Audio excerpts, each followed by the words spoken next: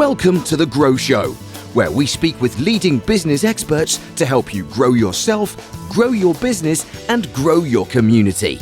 Now here's your host, Gary Jones. Hey folks, how are you doing? Welcome to this episode of The Grow Show. Now today you are going to be listening to a real cool exclusive from Grow Live 2020. Yes, we have got Teresa Brooks talking all about sales. Now she covers so many different types of topics, plus also the fears and loads of hints and tips about how you can get more sales within your business. So sit back, relax and enjoy this questions and answer session with Teresa. You who are watching live, you will have just enjoyed Stacey's session. For those watching on the replay, I don't know if you're watching it through in order, but definitely worth going back and checking out Stacey Calder talking all about how you can grow and engage with your social media. And now you know how to get your name out there. Now you know how to market yourself and find people and get them following you and interacting with you. That's all useless without following through on it. And that's where sales comes in. Marketing's brilliant, but without the sales, it's hard to push it over the edge. So I'd like to welcome now to the stage, the virtual stage, the wonderful Teresa Brooks. She is an NLP business and sales coach, the founder of Coach Magazine. She's going to be talking about sales, busting the myths around it, and helping you to develop your sales mindset for client-focused business growth. Doesn't that sound amazing? Teresa, take it away. Oh, thanks for that amazing introduction, Duncan. And it's great to see, hey Gary, it's great to see some familiar faces on here and nice to catch the end of Stacey's set as well, which was fantastic.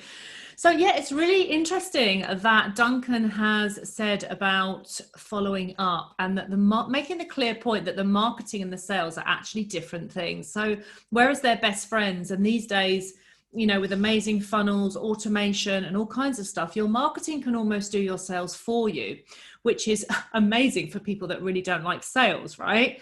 But the thing is, it doesn't do all of that, and they are very, very separate. And, you know, over the last 20 years, since I started, you know, my first sales job at 23, that's pretty much all I've done. And one of the things that I think is really interesting is the hard time that people give themselves when they think they're not very good at sales, you know, or they're rubbish. And that is the thing really, which is you're not being very kind to yourself there, because unless you've had sales training, unless you've been in a sales career, there's lots and lots of things that you just won't know.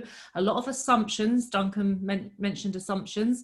And so I think Gary and I have put together some questions which will help you. And of course, you know, any others that come up, fine. But these are some of the most common ones. And I thought that might be the easiest way, rather than me kind of like laboring through a whole presentation just on sales for you, to actually answer the questions and talk about some of the things that come up and what people feel about it. So Gary, if you want to just pick my brain, it is open. Yeah, no, I love it. And if you want to catch up with anything that we've said in the past, Teresa was on episode number 4 of The Grow Show. So please check that out, because we talk about so much more than what we've got time for today. But let's start off with quite a kind of wide topic. But why do people freak out when they hear the term sales? You know, is it scary? Is it complicated? But why do, you know, some people kind of go towards it, but some people kind of shy away from it? How come? Well, you've just kind of answered your own question there, really, Gary, because salespeople will never shy away from sales or won't freak out about it. And that's the clear difference, is that sales is a career. There's a lot of people in the sales industry, and that's what they do. And that's what I did all day long. It was very clear, it was very open.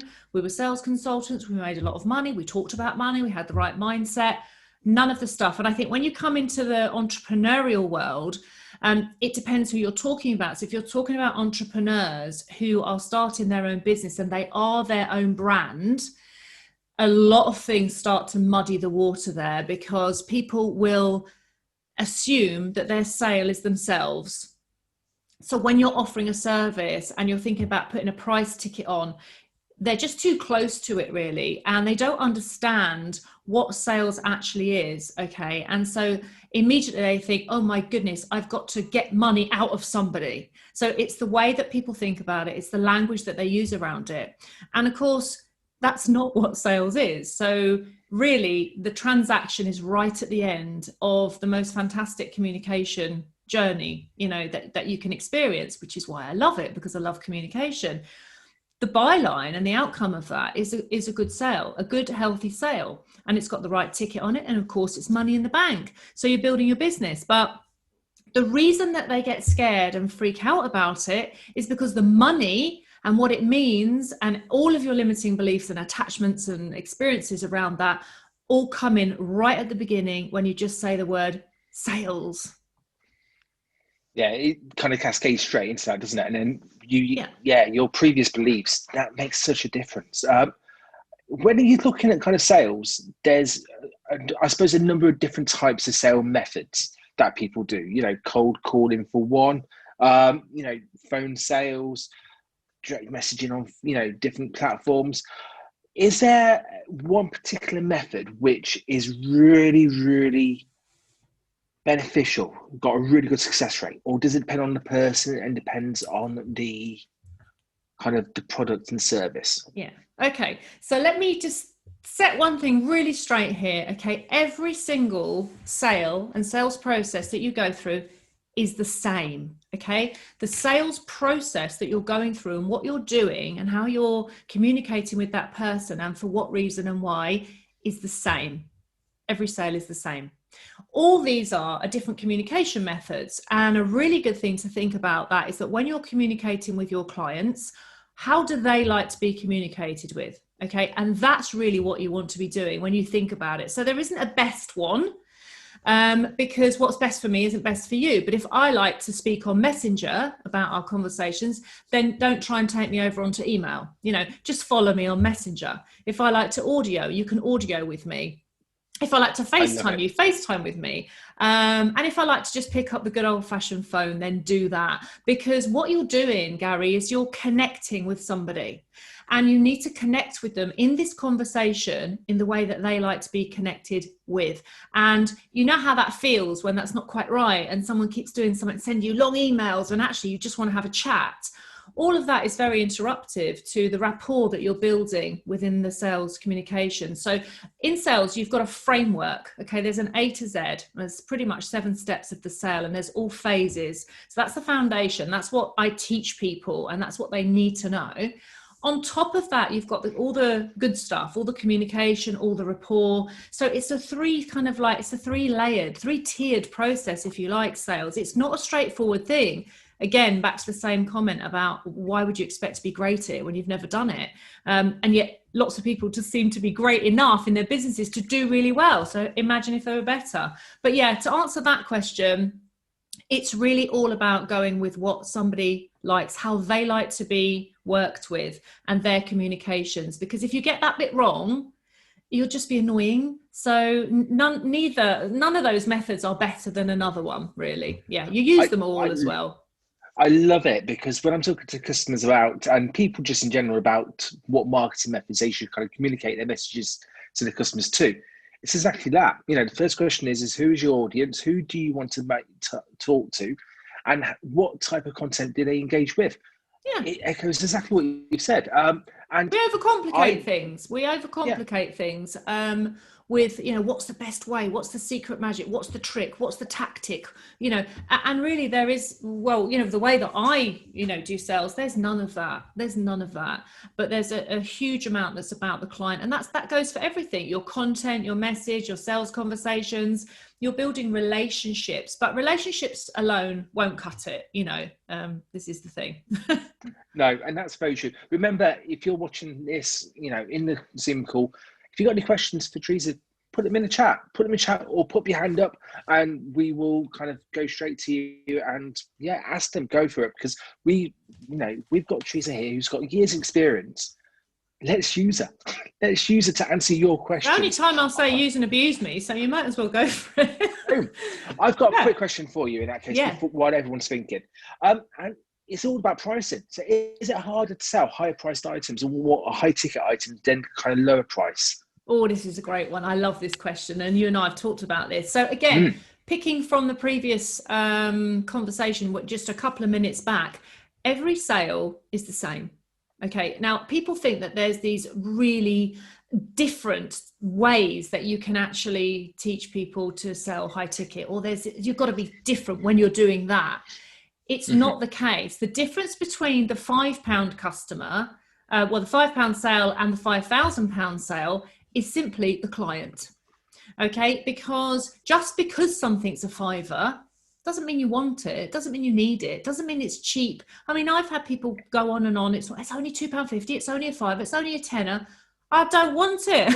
I don't need it. So yeah, it's not really about that. It's about whether your client wants and needs what you've got. It's about the value proposition. It's about getting everything in order. So it's about speaking to the right person at first. But of course, the only thing that may differ slightly, and not always necessarily, is the time that the process takes. So you might think that a £5 sale is quick and easy. But in my experience, the smaller customers and the people that spent the least were the biggest nightmare. So, that's how it can be as well. But it's really about getting your positioning right. You mentioned that your positioning is totally right. So, people freak out and worry about the sale, this bit they're doing in the middle. But actually, what they need to worry a little bit more about is who's coming in at the start. Because having a bad experience with the wrong people and not being able to sell to them could lead you to believe that you're rubbish at sales, which isn't actually the case. But in fact, you haven't got the right clients. So, if you're the pound shop, make sure that everybody knows you're the pound shop.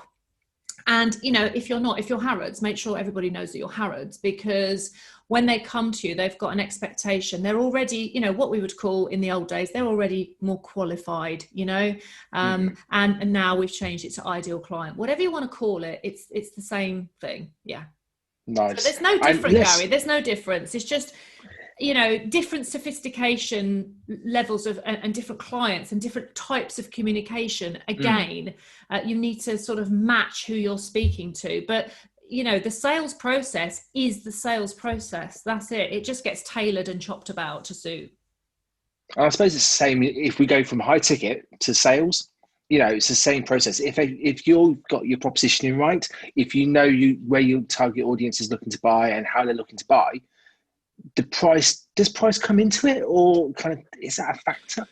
Well, your price, of course, it comes into it. It's a major factor. And that's where it can be, people either underprice or overprice. But that's when you're going to be talking about the value proposition. It's what you're offering. Does it make sense? Is it positioned right? Is it packaged up right? Does it serve the need? Does it match everything? And is the price right? And all of these things, it's like getting all your ducks in a row, isn't it? And of course, price is a massive thing. And some people just buy literally on price. The reason being is because they've done a lot of the legwork before. But where I'm coming from and what we're talking about today and what my zone of genius is when you're in front of a person, when they're on a call like this, or, in the old days, face-to-face, hopefully we will get back to that, an actual person. But for now, it's like this, and you can do just as well like that. So, I help women to be able to do that, to take people through that journey. And when you've been doing that for so many years, okay, you can't expect to just nail that in a few minutes, but there are certain things that you can tweak really, really quickly. So I call it high touch sales. It's selling by hand. It's real personal stuff. But while I'm stalking, I'm not stalking, I'm talking. That's a whole different kind of tactic. We won't have that discussion here. Yeah. So when I'm talking to people, I know what my bottom framework is. I know what I'm doing. I know the process. So when things go off track, or, they might start talking about something else, I'm totally able to negotiate all of that along the line. So when people start talking about stalking and other things, we can bring it back to where we were. Love it. I love it. Yeah. And Freudian slip there, right there. So Hilarious. we've got a question from Neil, who's watching at the moment. So so he's kind of talking about, sometimes in business you need a quick win. You need something to kind of generate a bit of kind of cash flow, a bit of income.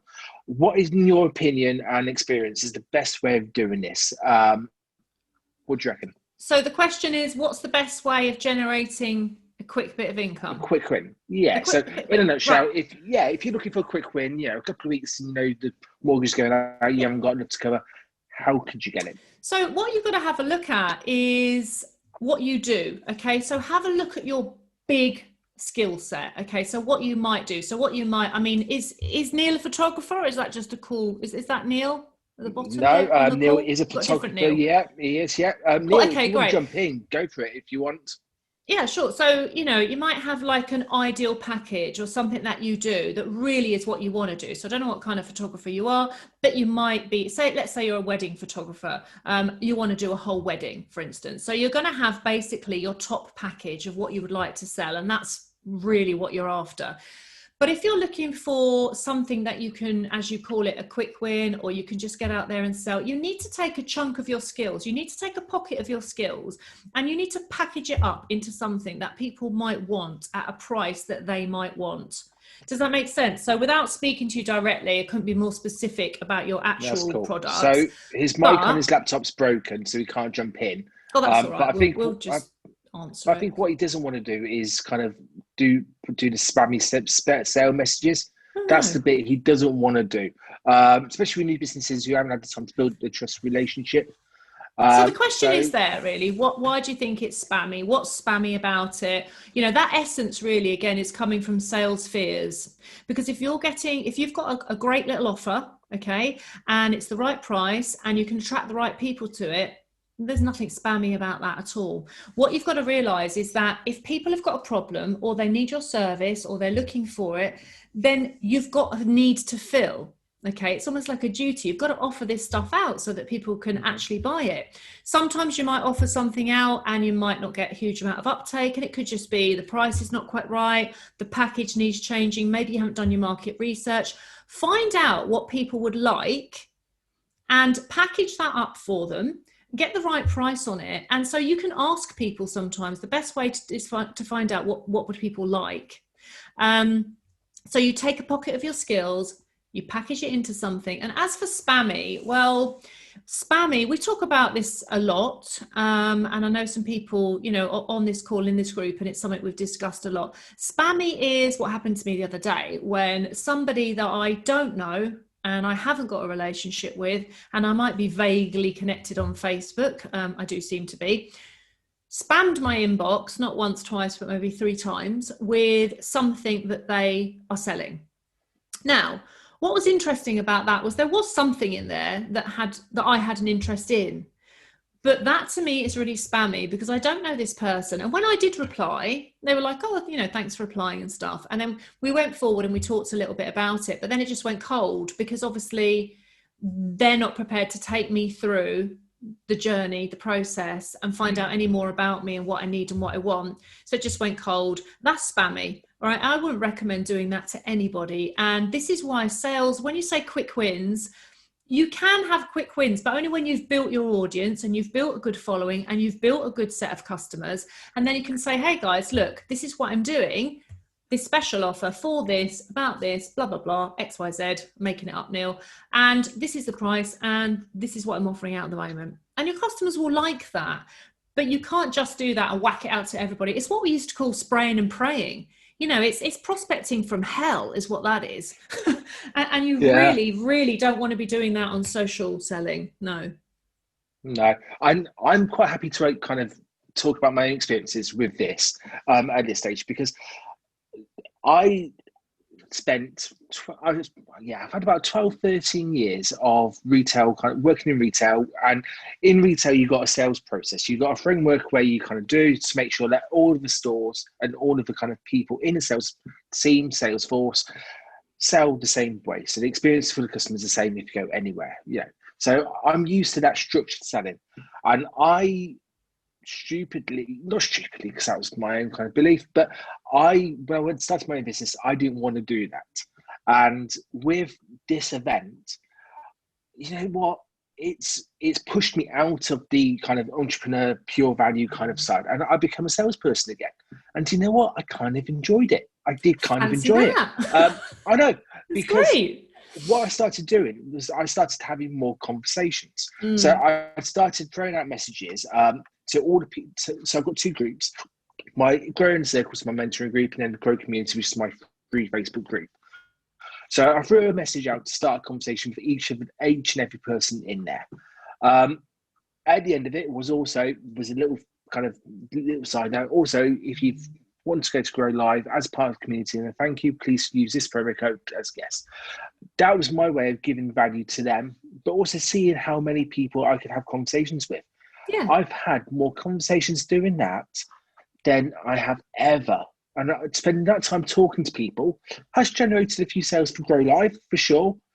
But that's only one part of it. Yeah. It's the conversations. It's having loads of conversations. Yeah, I and love being that. in their eye line. It's true, It is. because it's communication, and the things that you knew from the past, and the techniques that you knew in the process, you do need to bring that forward into your framework, into your business, and then just tailor it to suit. But it's only ever about connections. And people always ask me, oh, what do I say?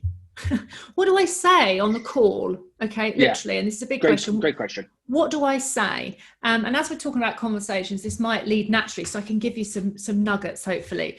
And the thing is that actually you want to say a lot less than you think, because what you're doing is when you get onto a sales call is that you need information.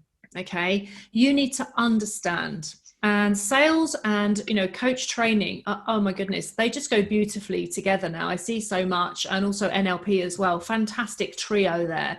And you need a lot of information. So again, back to why people are panicking is because they think they're going to get on a call and they think they've got to do a pitch, make a sale, sell the stuff, like be dynamic, be amazing, and get a yes at the end. And they see it like that. And it's not like that at all. In fact, you really want to put the sale part of it completely out of your mind when you get onto your discovery call, because it's about finding out what somebody wants, why they're there, what they're looking for, what their values are, what's important to them.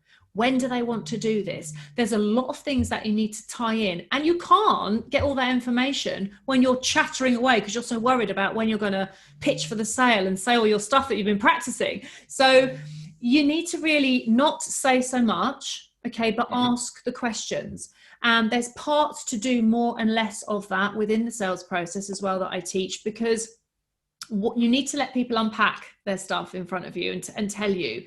And within that, when you can really understand the nuances of all that communication, you'll get so much more that then you can go forward to the next stage and be able to share your knowledge and match what you're doing. But if you don't get enough information out of them and you don't know what's important to them, you won't be able to match your services to them because you won't have enough to tack on to. Does that make sense? So you're not saying so much. It's not what you say, it's what you don't say. Okay, you need to gather the information, but you don't want to be like the FBI of sales either. Like, it's not an interrogation. So no. It's got to be a natural conversation. And this is where the art comes in, is knowing what you're doing in that natural conversation so that people don't feel sold to. They just feel like they've had a great conversation with you. You can ask any of my clients, and I know this 100%, that they will not feel like they have been sold to in that horrible way that we all dread. I don't like that, and nobody else likes that. So it's the art, really, of sales communication is what it's about. But yeah, say less, ask more. I like that.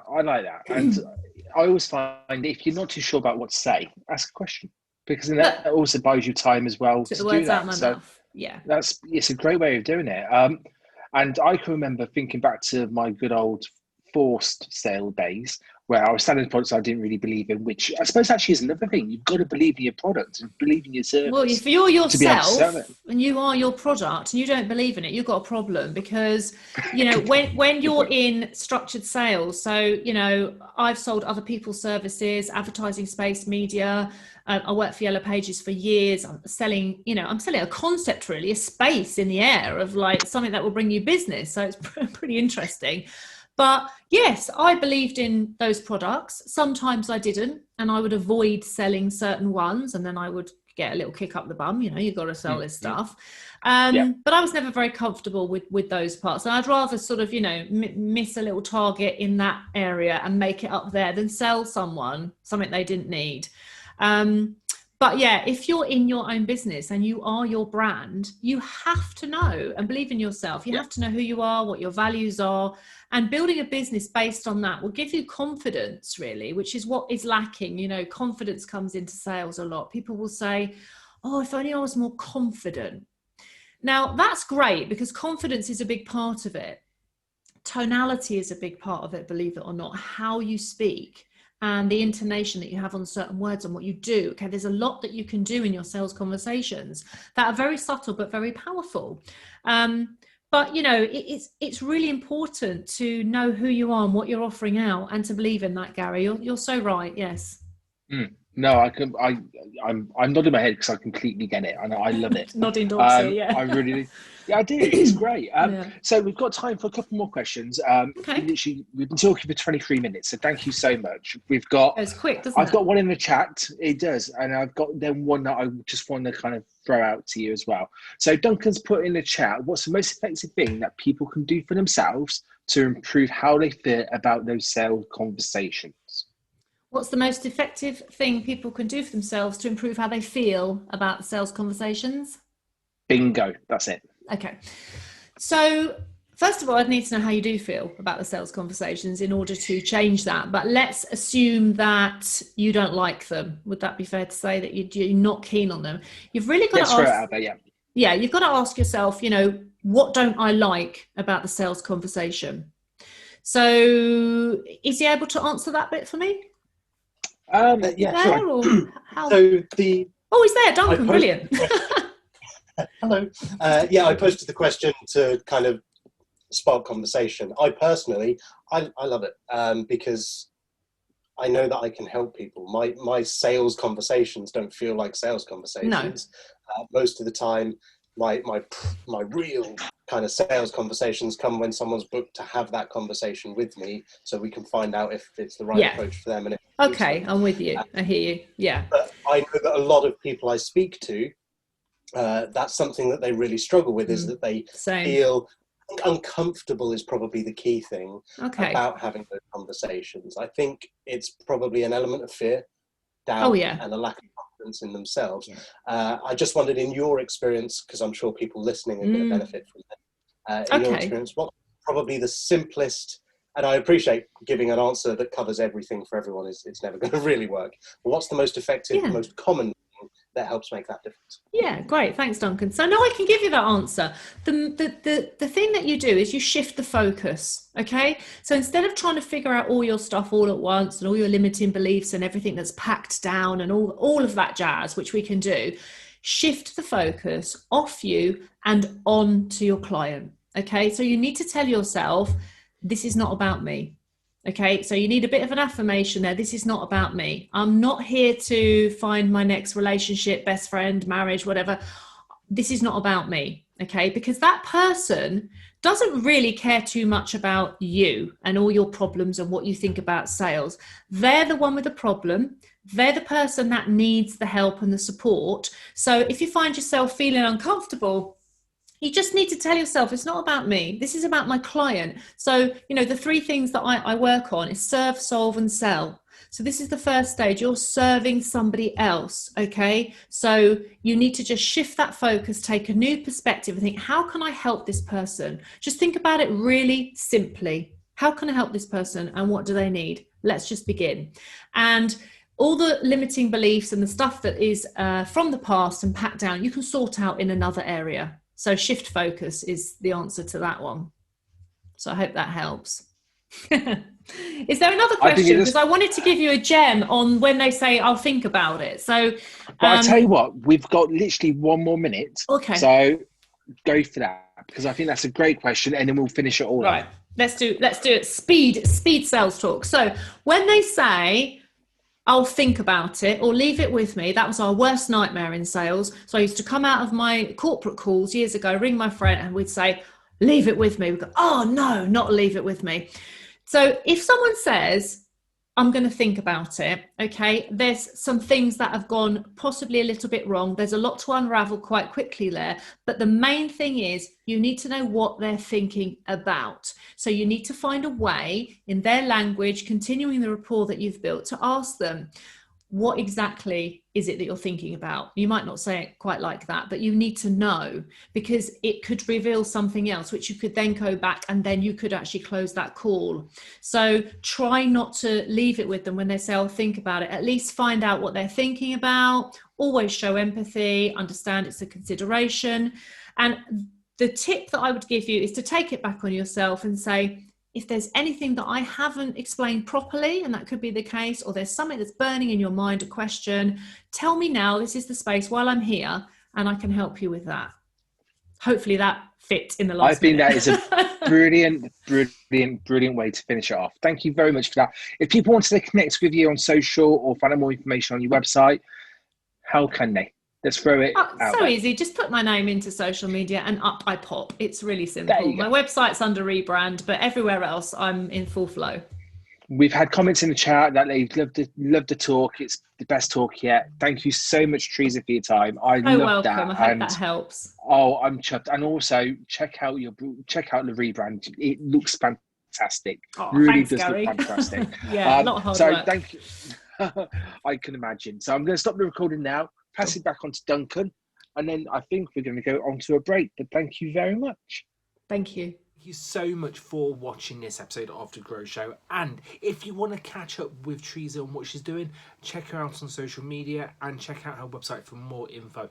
And if you want more information about Grow Live 2020, how you can get all of the recordings, then the link is in the show notes. Plus, also, you can get an exclusive chance to be part of Grow Live 2021. Again, check out that link in the show notes for more information. But anyway, take care, everyone. See you all soon. And this has been The Grow Show with me, Gary Jones. Have a good day. Take care. Thanks for listening to The Grow Show. With new shows available every week, if you know anyone else who could benefit from these powerful insights, please share this podcast with them. And don't forget to subscribe.